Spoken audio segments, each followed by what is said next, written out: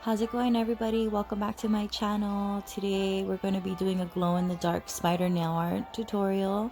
This is a really simple and classy way to keep it festive during the Halloween season without going too gory and going too crazy.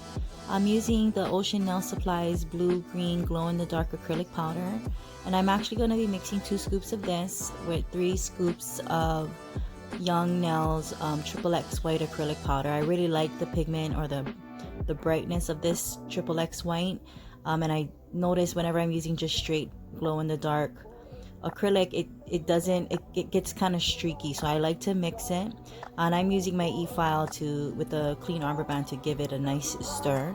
One suggestion I have, if you are going to be using glow in the dark acrylic powder or any glow in the dark pigment, is to make sure you apply your product in small pearls or in smaller doses. You don't want to overdo it. I noticed with glow in the dark pigment, it does have a tendency to kind of get chunky or streaky, so just take it slow when you're doing your foundation.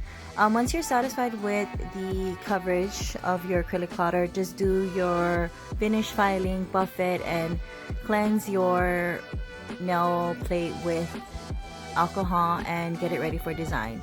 I like to use the Press Extend gel for all of my crystal adhesion, and so you'll see that I'm applying just a little bit of that and applying a smaller Swarovski and a slightly larger Swarovski for the body of the spider design. And a trick that I like to do, and I get really good retention, is to apply the top coat around the crystals with the Extend gel uncured, and having the whole nail cure all the time. It kind of seals the Swarovski or whatever embellishments you're putting on there. I'm just correcting and making sure everything's center. I'm also doing 2 smaller spiders on the thumbnail, and you'll notice again I'm using a smaller and a larger crystal, and setting them with the top coat. Give them both a full cure, and I like to buff the edges. If I'm going to continue with design on top of the crystals, I like to buff around the crystals so that way the art gel doesn't slide. It's really challenging to have anything stick to a glossy shiny top coat successfully. So what I'm doing is just creating the legs by putting my tip of my brush right at the center of the 2 crystals and dragging it out, and just slightly angling the brush to bring the legs out. Spiders have 8 legs, I believe, so I'm just doing 2 on each end and just gently sliding the brush in an angle to make the extra leg. So I'm using the Presto Labo Presto's art gel in black. Whenever I'm working and doing any kind of line work, I really like to use art gel because it has a thicker viscosity. Whenever I used to use regular black gel polish, it would just bleed and blur, or I'd have to make sure I flash cured in between every single line. And so definitely invest in a art gel. Any brand. I really like the Presto. I worked with the Young Nails. Presto to me is a little bit better, but make sure that you're working with a thicker viscosity gel so that your lines don't get blurred out or bleed into one another.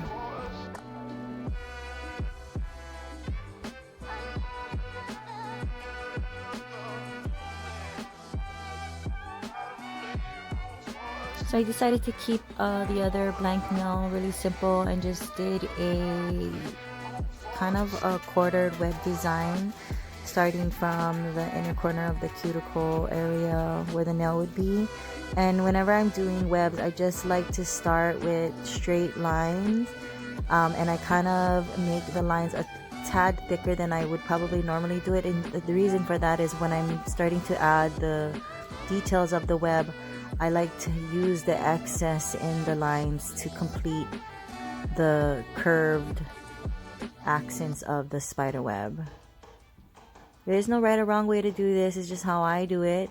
Again, you'll notice that I pick up some excess product in the main lines and just kind of drag it over. You can be crazy OCD and perfectionist with this, or you can just let it flow and let it be organic. Overall, when you see the completed web design, you can tell it's a spider web and it stands out, but it's still very simple.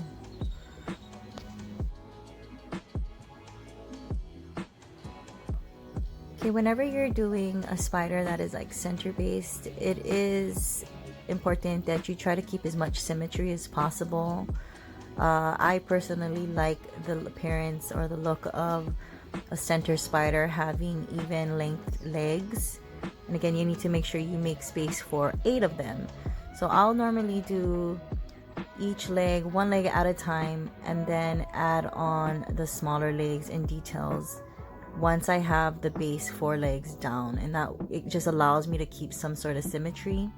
Whenever I'm doing the center base ones, I do like to pull the inner legs kind of slightly angled in, so that way it kind of looks as if the spider is wider and reaching out. Again, you'll find that using a thicker viscosity gel is so much easier, especially in situations like this when you need the lines to stay put and you know to develop symmetry and whatnot. And there you have it, a really classy, simple Halloween 3D nail art design. I really hope you guys enjoyed this video. Check me out on social media, like, subscribe, comment, and I'll see you guys soon. Happy Halloween!